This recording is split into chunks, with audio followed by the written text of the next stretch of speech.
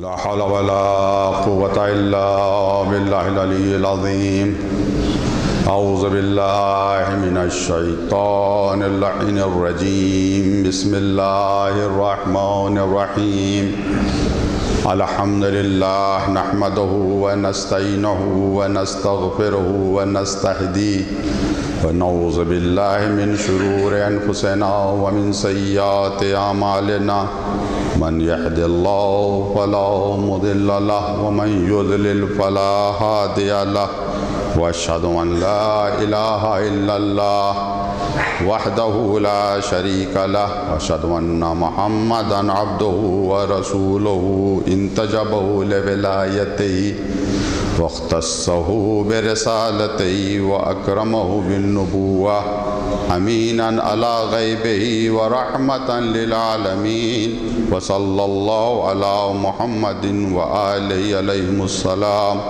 أوصيكم عباد الله ونفسي بتقوى الله وأخوفكم من عقابه. میں اپنے آپ کو اور آپ تمام حضرات کو تقوی الہی اختیار کرنے کی وصیت اور نصیحت کر رہا ہوں۔ جمعے کے خطبے میں تاکید کی گئی ہے کہ تقوی کی وصیت اور نصیحت کی جائے، ایک دوسرے کو یاد دلایا جائے کہ سب سے بہترین سرمایہ وہ انسان کا کردار ہے، انسان کا تقوی ہے۔ دعا ہے پروردگار سے کہ پروردگار ہم سب کو اتنی توفیق دے کہ ہمیشہ ہمارے دل میں تقوی کا نور پایا جائے۔ اس کڑاکے کی سردی میں جس عظیم عبادت کے لیے آپ حضرات جمع ہوئے ہیں، بہت سے لوگ کمبل لپیٹے ہوئے آرام کر رہے ہیں اور آپ اس کڑاکتی سردی میں یہاں آئے ہیں۔ پروردگار اس عبادت کو قبول فرمائیں اور اس کا ثواب مرتے دم تک محفوظ فرمائیں۔ جمعے کے پہلے خطبے میں جیسا کہ آپ حضرات کے علم میں ہے، وہ عظیم الشان خطبہ کہ جب جمعے کے دن عید غدیر پڑی، وارث غدیر ممبر پر تشریف لے گئے، عظیم الشان خطبہ آپ نے ارشاد فرمایا۔ شیخ طوسی علیہ الرحمن نے مصباح المتحجد میں پورے خطبے کو نقل کیا ہے، اسی حوالے سے مسلسل گفتگو کی جا رہی ہے۔ اس خطبے کو ہم نے 21 چیپٹر میں تقسیم کیا ہے، 20 کا بیان ہو چکا ہے، 21ویں چیپٹر کا ذکر ہو رہا ہے۔ اس 21ویں باب میں 21ویں چیپٹر میں بھی 2-3 فراز ہیں۔ پہلے فراز کا ذکر کیا جا رہا ہے جس میں مولا فرماتے ہیں ثم خضع علیہ السلام فی خطبۃ الجمعہ وجعل صلاۃ جمعۃ صلاۃ عید۔ پھر آپ نے جمعے کے خطبے کا آغاز کیا اور جمعے کی نماز کی جگہ عید غدیر کی نماز پڑھائی۔ مسئلہ یہ ہے کہ غدیر کے دن جو 2 رکعت نماز مستحب ہے، کیا وہ جماعت سے پڑھی جا سکتی ہے؟ 3 رائے فقہا کی تھیں جو میں نے آپ کے سامنے عرض کی۔ بعض فقہا ہمارے مستحب کے قائل ہیں، بعض نے توقف کیا ہے اور بعض نے اشکال کیا ہے۔ آیت اللہ العظمیٰ آغا خوئی نے جو اشکال کیا ہے کہ روایت مرسل، 2 روایتیں ہیں، 2 حدیثیں ہیں۔ شیخ مفید نے المقنعہ میں بھی ذکر کیا ہے اور ابو صالح کی بھی روایت ہے، 2 روایتیں۔ آغا نے اعتراض کیا کہ مرسل روایتیں ہیں، تو اسی کے حوالے سے گفتگو ہو رہی ہے کہ ان مرسل روایتوں پر کن کن علماء نے عمل کیا ہے یا کن کن علماء نے اس کے بارے میں ذکر کیا ہے۔ 4 موقف میں آپ کے سامنے عرض کر چکا ہوں۔ صلوات پر محمد و آل محمد۔ بطور شاہد بڑے بڑے علماء اکرام نے نماز کو اس عید غدیر کی نماز کو جماعت کے ساتھ پڑھنے کے لیے مستحب قرار دیا۔ پہلا شاہد تھا ابن زہرہ ہیں، حمزہ بن علی متوفہ 585۔ دوسرا شاہد علی بن حسن حلبی۔ تیسرا شاہد شہید اول و شہید ثانی۔ یہ انہوں نے صراحت کے ساتھ کہا، خاص کر شہید اول نے، کہ جماعت کی جو مستحب نمازیں وہ جماعت سے نہیں ہو سکتی، مگر یہ نمازیں ہو سکتی، اس میں عید غدیر کا بھی استثناء کیا، اس کا ذکر میں کر چکا ہوں۔ چوتھا شہید تھا شیخ علی قمی سزواری، پانچواں شہید تھا علامہ حلی۔ علامہ حلی عظیم الشان عالم دین گزرے ہیں، 726 ہجری میں ان کا انتقال ہوا ہے۔ 120 سے زیادہ کتابیں لکھی ہیں۔ پچھلے جمعے کو میں نے عرض کیا تھا کہ سب سے پہلے ہمارے عالم دین ہیں جنہیں آیت اللہ کا لقب دیا گیا، علامہ 120 سے کتابیں۔ ان کی کتابوں کو میں نے 3 حصوں میں تقسیم کیا، 3 گروہ میں تقسیم کیا ہے۔ پہلے گروہ میں انہوں نے صراحت کے ساتھ کہا ہے کہ غدیر کی نماز جماعت کے ساتھ ہو سکتی ہے۔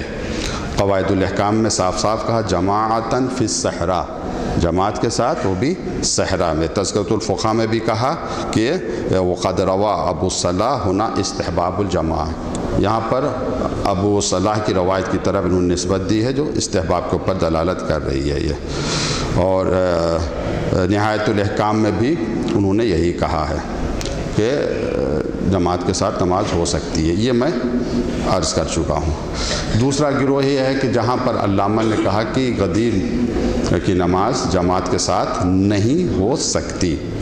مختلف الشیعہ فی احکام الشریعہ جلد نمبر 2 پیج نمبر 352، آپ فرماتے وَلَمْ يَصِلْ إِلَيْنَا حَدِيثٌ نَعْتَمَدُ عَلَيْهِ، کوئی معتبر حدیث ہم تک نہیں پہنچی جس پر ہم اعتماد کر سکے۔ يَتَضَمَّنُ الْجَمَاعَةَ فِيهَا، کہ جس میں ذکر ہو کہ غدیر کی نماز جماعت سے پڑھی جا سکتی ہے۔ ولا الخطبہ بل ورد صفت الصلاۃ والدعاء بعدها بالمنقول، بلکہ جو حدیث میں آیا ہے کہ نماز پڑھی جائے وہ دعائیں پڑھی جائیں، یہ آپ نے وہاں پر ذکر کیا ہے۔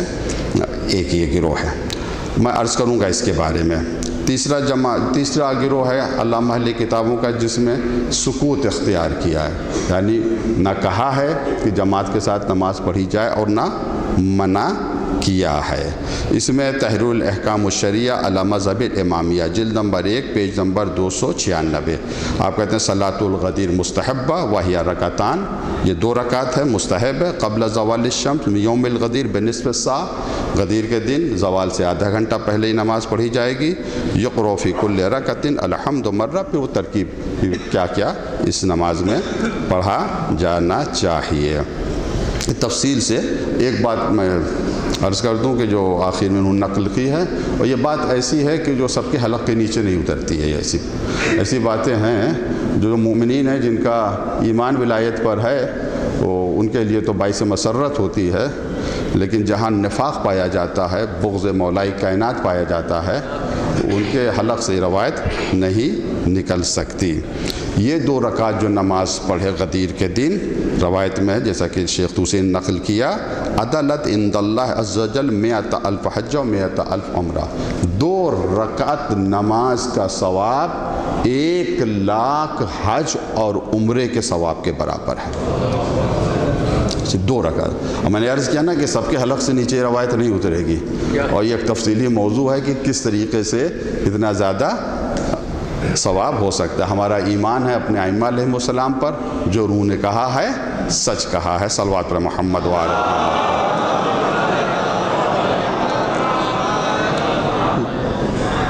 منتحل مطلب اس میں بھی ذکر کیا ہے، غدیر کے اعمال کا ذکر کیا ہے، نماز کا ذکر کیا ہے، مگر جماعت کا ذکر نہیں کیا گیا، سکوت اختیار کیا گیا ہے۔ تو اب توجہ سے سماعت فرمائیں۔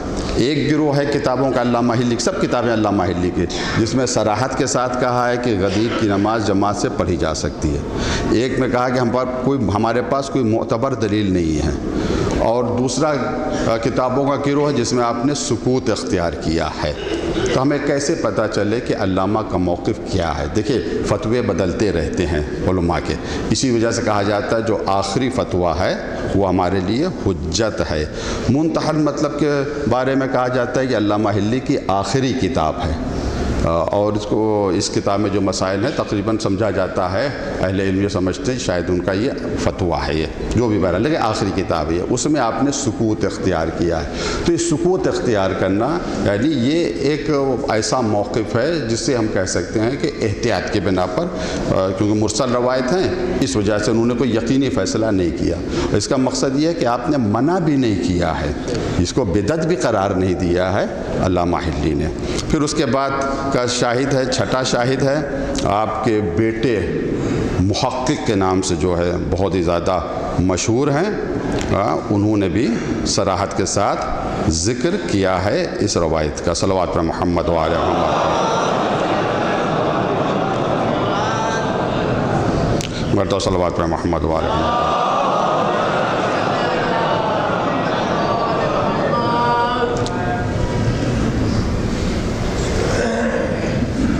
करता हूँ सलवात पे मोहम्मद वाले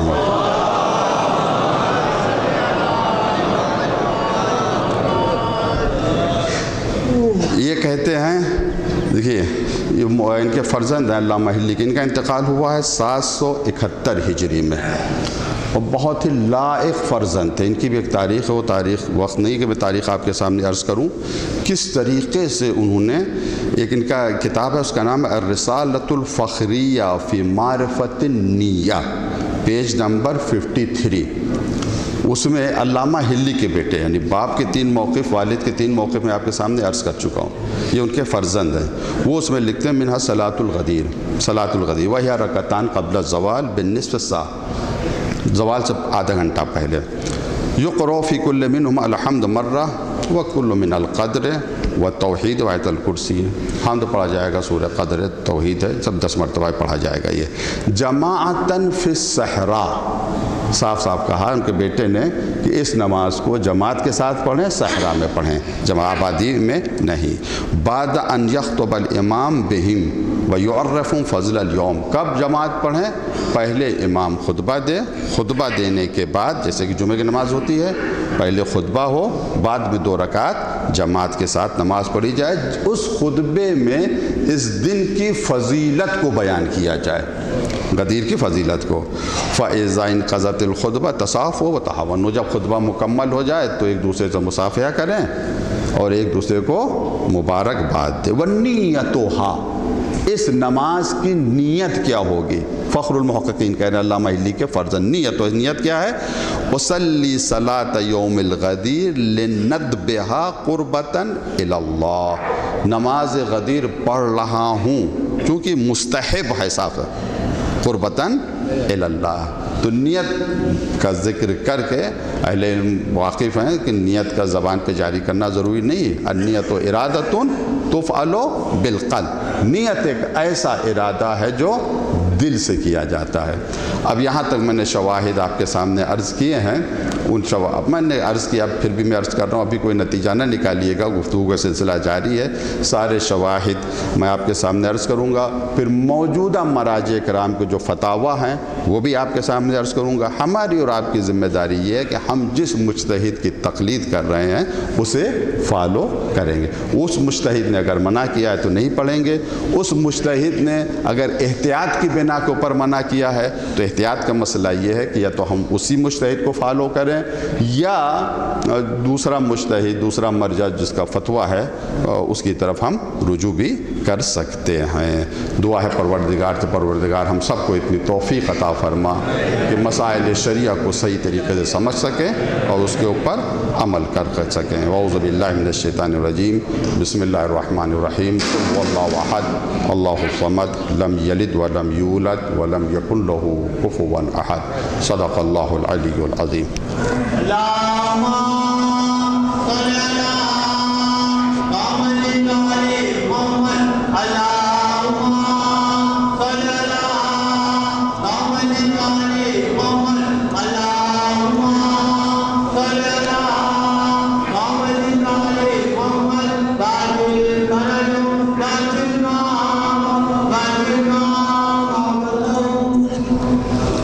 औज़ुबिल्लाहिमिनश्शैतानिर्रजीम, बिस्मिल्लाहिर्रहमानिर्रहीम, अल्हम्दुलिल्लाह नहमदुहु व नस्तईनुहु व नस्तग़फिरुहु व नस्तहदी व नु'मिनु बिही व नतवक्कलु अलैहि व नऊज़ु बिल्लाहि मिन शुरूरि अनफुसिना व मिन सय्यिआति अअमालिना, मन यहदिल्लाहु फला मुज़िल्ल लहु व मन युज़लिल फला हादिय लहु व अशहदु अन ला इलाहा इल्लल्लाह वहदहु ला शरीका लहु व अशहदु अन्ना मुहम्मदन अब्दुहु व रसूलुहु अरसलहु बिल हुदा व दीनिल हक़्क़ लियुज़हिरहु अला दीनि कुल्लिहि वलौ करिहल मुश्रिकून। अल्लाहुम्मा सल्लि अला मुहम्मदिन अब्दिका व रसूलिका सय्यिदिल मुरसलीन इमामिल मुत्तक़ीन व रसूल रब्बिल आलमीन। अल्लाहुम्मा सल्लि अला अलीय्यिन अमीरिल मोमिनीन वसी रसूल रब्बिल आलमीन अब्दिका वलियका व खी रसूलिका व हुज्जतिका अला खल्क़िक व आयतिकल कुबरा व नबइल अज़ीम। व सल्लि अला सिद्दीक़ति ताहिरा फ़ातिमा सय्यदत निसाइल आलमीन। صلی علی سبط الرحمہ امام الہدی الحسن الحسین سید شباب اہل الجنہ وصلی علی ائمۃ المسلمین علی ابن الحسین سید الساجدین قرۃ عین الناظرین وزین العابدین ومحمد بن علی باقر العلم بعد النبی وجعفر محمد الصادق البار الامین وموسى بن جعفر الطاهر الطهر الكاظم وعلي بن موسى الرضاع المرتضى ومحمد بن علي الجواد التقي وعلي بن محمد النقي الناصح الأمين والحسن بن علي الزكي العسكري اللهم صل على نورك وسراجك وليك وسيك وحجتك وخلف الهادي المهدي وجزاك على عبادك ومنائك في ولادك صلاة كثيرة دائمة اوصیکم عباد اللہ و نفسی بتقوی اللہ. میں دوبارہ آپ کو اور اپنے آپ کو تقوی الہی اختیار کرنے کی وصیت اور نصیحت کر رہا ہوں. اس دوسرے جمعے میں حالات کے اعتبار سے اور مناسبات کے اعتبار سے گفتگو کی جاتی ہے. سب سے پہلی مناسبت جیسا کہ آپ نے ابھی تقریر میں سنا ماہ رجب ہے. فضیلتوں کا مہینہ، عبادتوں کا مہینہ کہا جاتا ہے. رجب وہ مہینہ ہے جسے آپ رسی سمجھیں، جس سے پکڑ کر قرب خدا تک پہنچا جاتا ہے. اس مہینے میں روزے کی بہت زیادہ تاکید کی گئی ہے. روزے رکھیں، اس مہینے میں عبادتیں کریں. ایام بیز آ رہے ہیں. ایام بیز یعنی 13، 14 اور 15 رجب، اس کو ایام بیز کہتے ہیں. اس میں اعتکاف کی تاکید کی گئی ہے. اعتکاف ایک عظیم عبادت ہے. اعتکاف یعنی جامع مسجد میں ٹھہرنا. اس کے پورے احکام علماء سے آپ دریافت کر سکتے ہیں، معتبر سائٹ پہ مل جائیں گے. اور اعتکاف جب کیا جاتا ہے، وقوف کیا جاتا ہے مسجد میں، خانوادے سے، فیملی سے کٹ جاتا ہے آدمی، اور پھر وہ صرف عبادت کرتا ہے تاکہ اسے قرب خدا ملے اور سکون اور اطمینان کی دولت نصیب ہو. اعتکاف ایک بہت عظیم عبادت ہے، لیکن اس روح کے ساتھ اگر انجام دیا جائے کہ اللہ کے قریب آ رہا ہے. بعض لوگ اعتکاف میں بیٹھتے ہیں تو اسے پکنک تصور کر لیتے ہیں. تو بیٹھیں گے ایک پکنک ہو جائے گی. نہیں، موبائل لے کے جاتے ہیں. میں شرعی مسئلہ نہیں بیان کر رہا ہوں، یا پوچھئے گا اپنے مرجع سے یا ان کے وکیلوں سے، وہ بتائیں گے. میں روح اعتکاف کی بات کر رہا ہوں. جب اعتکاف مسجد میں بیٹھنا ہے تو اس کا مطلب ہے کہ سب کو بائیکاٹ کرنا ہے، قطع تعلق کرنا ہے. جب دنیا سے قطع تعلق ہوگا تبھی اس سے رشتہ جڑے گا. جو موبائل کچھ لے گا، جو لوگ اعتکاف میں بیٹھ رہے ہیں موبائل وغیرہ لے کے کچھ نہ بھول جائیں دنیا کو. 3 دن، کم سے کم 3 دن کا اعتکاف ہوتا ہے، تو 3 دن کے لیے وہ بھول جائیں دنیا کو. اپنے آپ کو تلاش کریں، اپنے آپ کو ڈھونڈیں. شاید اعتکاف میں ہمیں وہ جگہ مل جائے جہاں کے اوپر حق ہے. سکون اور اطمینان اعتکاف سے ملتا ہے. یہ بھی ایک اور ہی مہم مناسبت ہے. آج 5 رجب ہے، بہت بڑی مناسبت ہے. اس مناسبت سے میں آپ تمام حضرات کو، تمام محبان اہل بیت علیہ السلام کو مبارکباد پیش کرتا ہوں. اور وہ مناسبت ہے ایک روایت کے مطابق ولادت امام علی نقی علیہ السلام. روایت میں آیا کہ ہمارے شیعہ وہ ہیں جو ہمارے خوشی میں خوش ہوتے ہیں، ہمارے غم میں غم زدہ ہوتے ہیں. یہ پہچان ہے، یہ علامت ہے. جو اسی وجہ سے ولادت کے موقع پر محفلیں منعقد کی جاتی ہیں، شہادت کے موقع پر مجالس منعقد کی جاتی ہیں. دونوں کا ہدف ایک ہے، دونوں کا مقصد ایک ہے.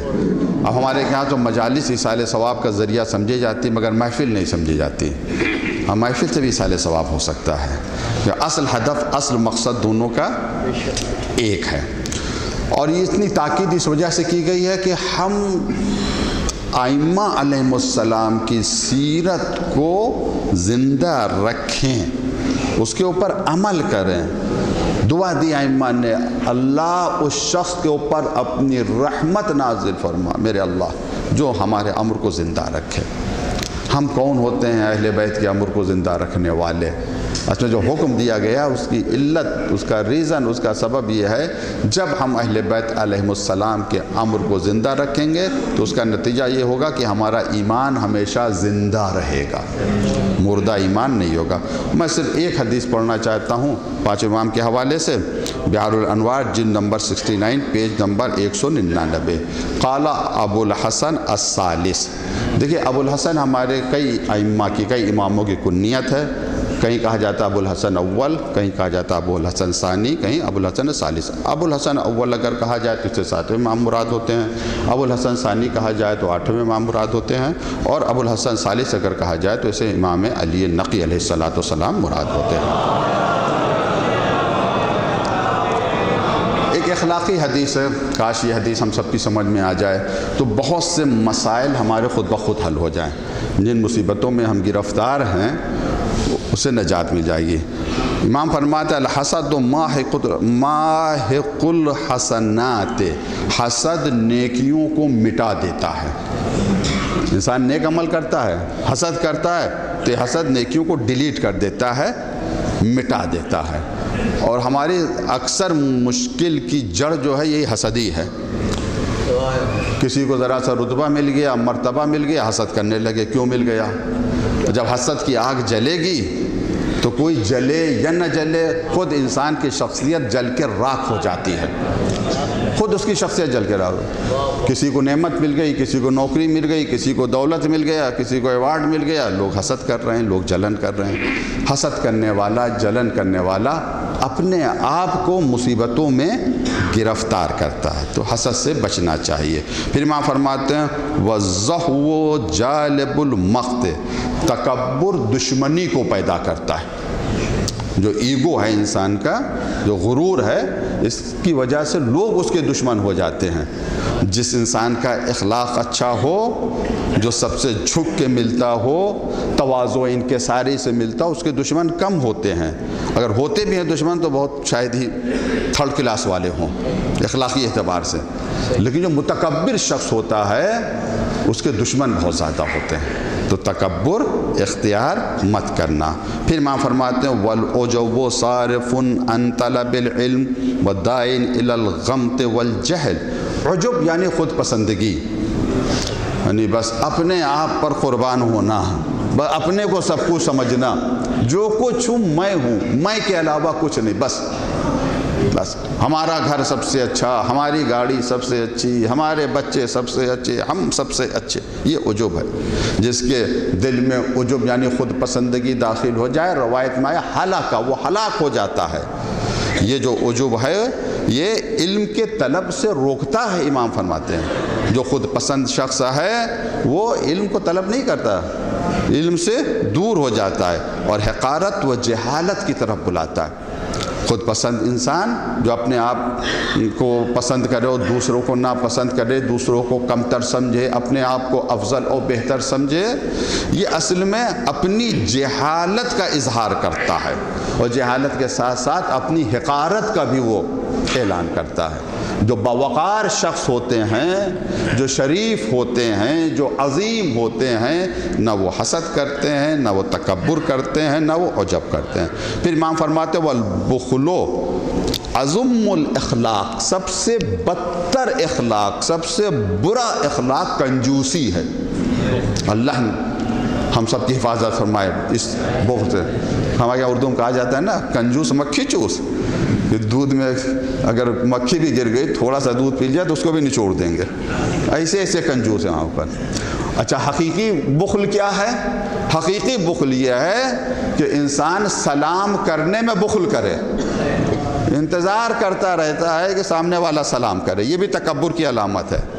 جو سلام میں پہل کرتا ہے، اگرچہ سلام میں پہل کرنا مستحب ہے، جواب دینا واجب ہے، مگر جو سلام میں پہل کرتا ہے اس کو ثواب زیادہ ملتا ہے، جو جواب دیتا ہے اسے ثواب کم ملتا ہے۔ پھر امام فرماتے وَالطَّمْعُ سَجِّيَةٌ سَیِّئَةٌ، لالچ ایک بری عادت ہے، بری خصلت ہے، تو لالچ سے بھی بچنا چاہیے۔ دعا یہ ہے کہ آج کے دن کی برکت سے پروردگار ہم سب کو ان مذموم صفات سے دور رکھے۔ قبولیت دعا کے لیے بلند تر صلوات محمد وعلیہ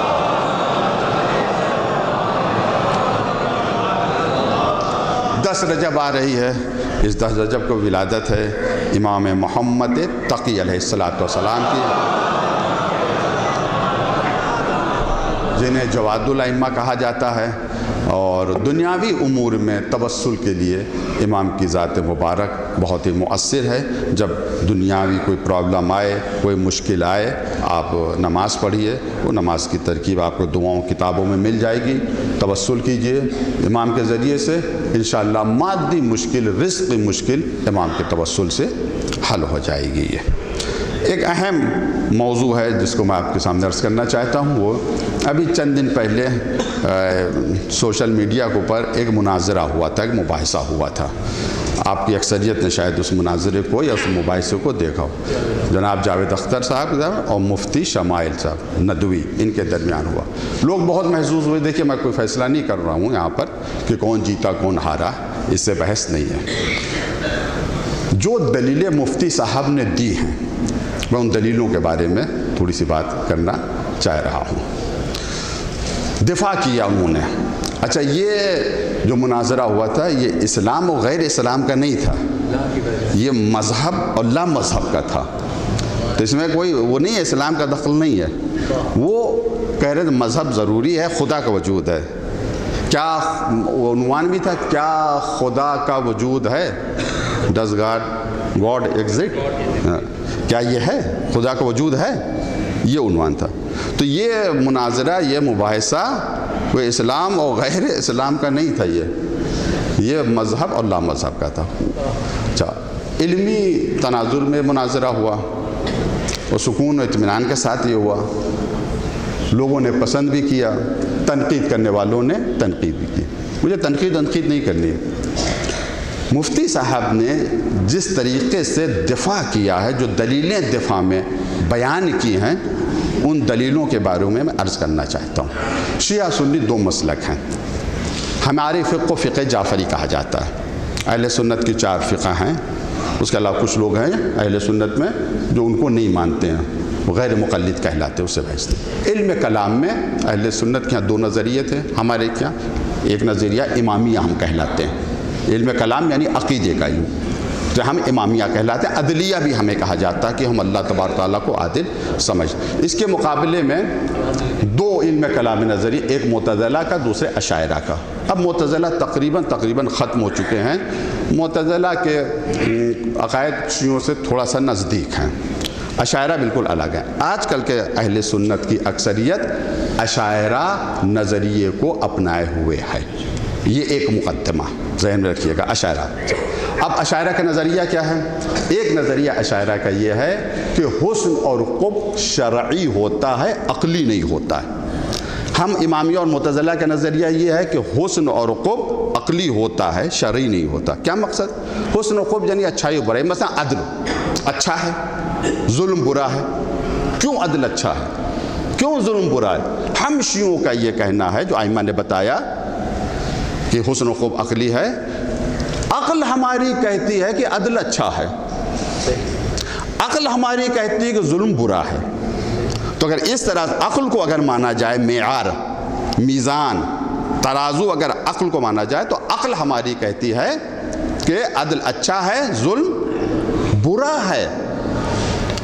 हम अक़ल को मेयार करार देते हैं। अशायरा यानी अहले सुन्नत की अक्सरियत, उनका क्या नज़रिया कि अच्छाई और बुराई अक़ली नहीं है, अक़ल का कोई दखल नहीं है। शरीयत जिसे अच्छा कहते हैं वो अच्छा है, जिसे बुरा कहते हैं वो बुरा है। शरीयत ने कहा अदल अच्छा है, हम भी मानते हैं अदल अच्छा है। शरीयत ने कहा जुल्म बुरा है, हम भी मानते हैं जुल्म बुरा। अक़ल का कोई दखल नहीं है। पहले इस मसले पर जवाब दें।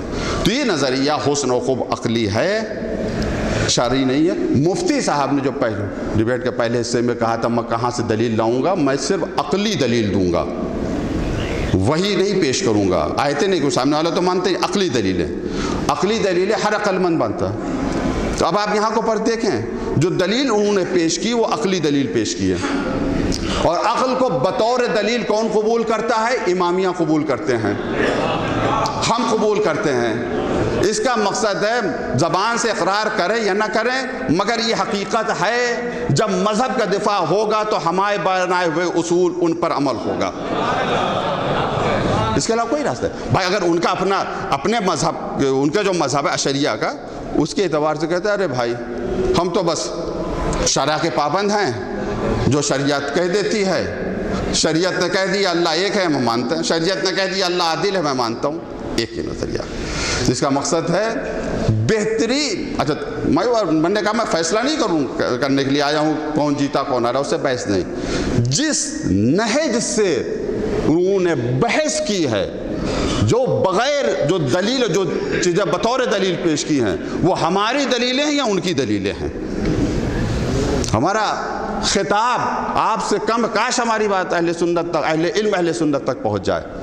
आप हमें काफिर कहते हैं, और जब मज़हब के दिफा का वक्त आता है तो इसी काफिर के उसूल मज़हब को बचाते हैं, आपके उसूल रह जाते। एक दूसरा नज़रिया है इस्लाम में, वही अशायरा और इमामिया और मुतज़िला का, जबर और तफवीज़ का। हमारा क्या नज़रिया है? छठे इमाम ने फरमाया ला जबरा वला तफवीज़ा लाकिन अमरा बैन अमरैन। हमारे बिरादरान अहले सुन्नत का क्या नज़रिया है? जबर का। ज़्यादातर क्या मकसद? इंसान मजबूर है, जो कराता है खुदा कराता है। वो बहलुल दाना और उस इमाम का वाक़या आपने सुना होगा, ईंट मार दियो, गिरफ्तार करके हाकिम के पास लाए गए, ईंट मिट्टी का ईंटा मारा, शिकायत की उसने इमाम साहब ने, चोट लग गई, दर्द हो रहा है। कहा दिखाओ दर्द कहाँ है? अरे दर्द भी दिखाने की चीज़ है। तो कहा फिर क्यों कहते हो कि हमें जाफ़र सादिक की ये बात समझ में नहीं आती कि अल्लाह है तो दिखाई क्यों नहीं देता?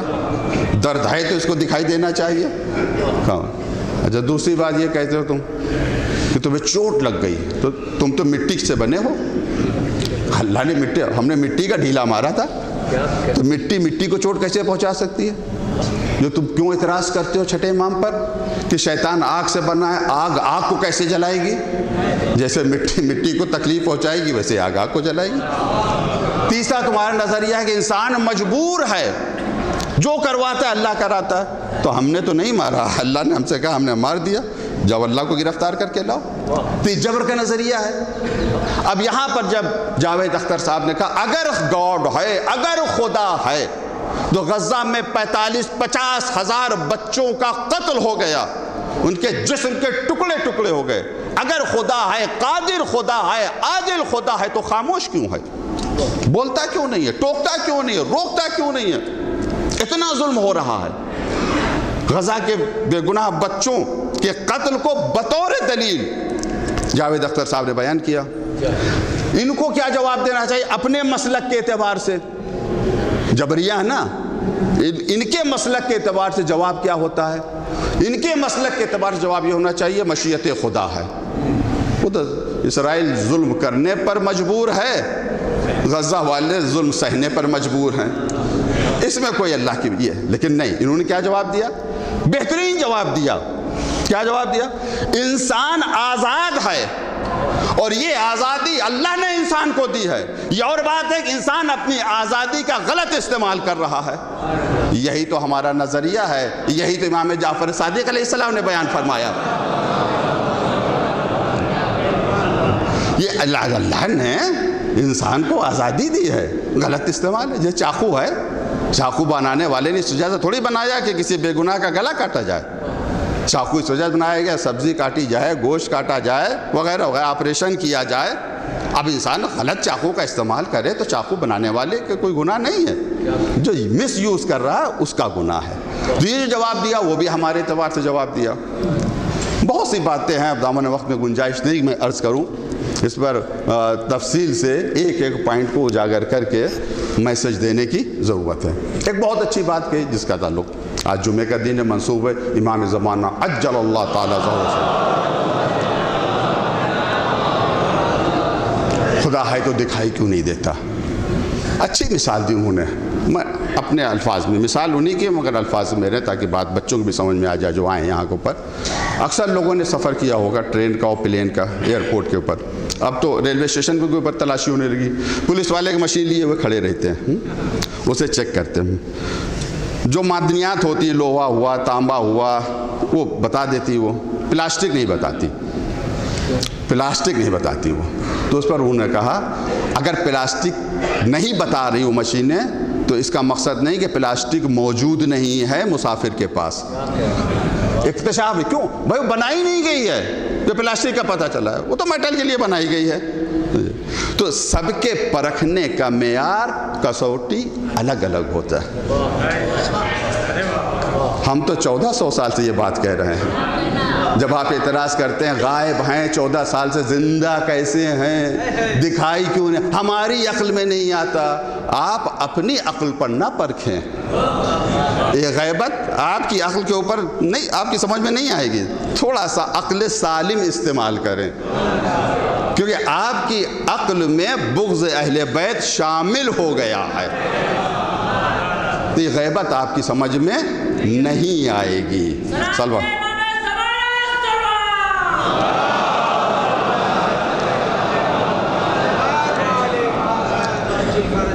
اس کو پرکھنے کے لیے تھوڑا سا ہٹیں. ہیں ایسی چیزیں, کچھ مشینیں ہیں جو شاید پلاسٹک کا بھی پتہ لگا دیں, لیکن سب کو عام الفاظ میں یا کہیں دیہاتی زبان میں ایک لاٹھی سے سب کو نہیں کہا جاتا. ہیں امام علیہ السلام. اور بھی بہت سی باتیں ہیں اور وقت نہیں ہے میں تمام باتوں کو عرض کروں. ظلم ہو رہا ہے, مسلسل ہو رہا ہے. میں صرف ایک بات کہنا چاہتا ہوں. جاوید اختر صاحب نے کہا 45,000 یا 50,000 بچوں کا قتل ہو گیا. اگر خدا قادر ہے, عادل ہے تو بولتا کیوں نہیں, روکتا کیوں نہیں. تو اس کو انہوں نے دلیل بنایا, اس کا مقصد خدا نہیں ہے. تو میں صرف اتنا کہنا چاہتا ہوں, آپ نے ان معصوم بچوں کے قتل کو دلیل بنا دیا کہ خدا نہیں ہے. یہ معصوم بچے اور ان کے وارث غزہ کے, کیا انہوں نے لا الہ الا اللہ کہنا چھوڑ دیا؟ جن پر ظلم ہو رہا ہے کیا انہوں نے مذہب کو ترک کر دیا؟ جن پر ظلم ہو رہا ہے ان کا ایمان اور قوی ہو رہا ہے. اور جتنا ظلم غزہ میں ہوا ہم کوئی قیاس نہیں کر سکتے, کوئی مقابلہ نہیں کر سکتے. کربلا میں تو ظلم کی انتہا ہو گئی ہے, ظلم کی انتہا ہو گئی تھی. 6 مہینے کے بچوں کو بھی نہیں بخشا. کوئی اور ہوتا تو خدا کے وجود کا تصور بھی اس کے ذہن سے نکل جاتا. لیکن ہم نے یہ دیکھا جن پر کربلا میں ظلم ہو رہا تھا ان کے ایمان میں اضافہ ہو رہا تھا. ما رأیت الا جمیلہ کہہ رہے تھے. ہم نے کربلا میں جمال کے علاوہ کچھ بھی نہیں دیکھا. تو تھوڑا سا سمجھنے کی ضرورت ہے. آپ تڑپ گئے اور بے گناہوں کے قتل کو آپ نے عدم وجود خدا کی دلیل بنا لیا. جن پر ظلم ہو رہا ہے وہ تو اسے وجود خدا کی دلیل بنا رہے ہیں. اب اس کے اور بھی جواب ہیں انشاءاللہ, شاید کہیں میں عرض کروں. دعا یہ پروردگار سے, پروردگار ہم سب کو اتنی توفیق دے صحیح طریقے سے مسائل کو سمجھ سکیں. امت اسلامیہ کے لیے دعا بھی ہے, گزارش بھی ہے. اب بھی آپ آنکھیں کھولیں, جس مسلک کے ماننے والوں کو آپ کافر کا سرٹیفکیٹ دے رہے ہیں, آج اسی مسلک کے اصول آپ کو دفاع کی شکل میں مل رہے ہیں. اب ایک آخری بات میں کہنا چاہ رہا ہوں, وہ یہ کہ ہمارا اسلحہ ہم نہیں استعمال کیا. کیوں؟ ہمیں استعمال کرنا چاہیے نا, ہم نے نہیں استعمال. اس پر غور کرنا چاہیے. استعمال کون کرتا ہے؟ علماء کریں گے نا. علماء کہاں سے آئیں گے؟ حوزات سے آئیں گے, مدارس سے آئیں گے. جب حوزات و مدارس کو کمزور کر دیا جائے تو یہ محاذ خود بخود کمزور ہو جاتا ہے. اگر حوزات کی یہی حالت رہی تو 30 سال کے بعد اس کے بڑے خطرناک نتائج نکلیں گے. دعا ہے پروردگار سے, پروردگار ہم سب کو اتنی توفیق دے کہ ہم متوجہ ہوں کہ ہمارے دین, ہمارے مذہب کو کس چیز کی سخت سے سخت ضرورت ہے. پروردگار جتنے بھی بیمار ہیں سب کو شفا عطا فرما, مقبول سب کا قرض عطا فرما. اسرائیل کا ظلم روز بروز بڑھ رہا ہے. لبنان پر آج بھی اس نے حملہ کیا ہے. اسرائیل فلسطین پر بھی حملہ ہو رہا. پروردگار ظالم کو نیست و نابود فرما, مظلومین کی مدد و نصرت فرما. جو مظلومین کی مدد و نصرت کر رہے ہیں ان کی مدد و نصرت فرما. ہمارے اموات کی مغفرت فرما, ہماری حاجتوں کو پورا فرما. ہمیں جتنے بیمار ہیں سب کو شفاء کامل اور عاجل عطا فرما. اس مسئلے پر بڑے بڑے علماء نے نماز پڑھائی ہے. بانی نماز جمعہ سید دلدار علی غفران مآب رضوان اللہ تعالیٰ علیہ, پروردگار ان کے درجات کو بلند فرما. مولانا کلب عابد صاحب چند روز پہلے ان کی برسی ہوئی ہے, پروردگار ان کے درجات کو بلند فرما. قائد ملت جعفریہ मौलाना सैयद कल्ब जवाद नक़वी साहब, परवरदिगार ने शफ़ाए कामिल और आजिल अता फरमा, उलमाए हक़्क़ा की हिफाजत फरमा, हम सब को इतनी तौफ़ीक़ ने अपने इमाम को पहचान सके, इनके इताअत कर सके। व आखिरु दावाना अल्हम्दुलिल्लाहि रब्बिल आलमीन। अस्सलामु अलैकुम व रहमतुल्लाह।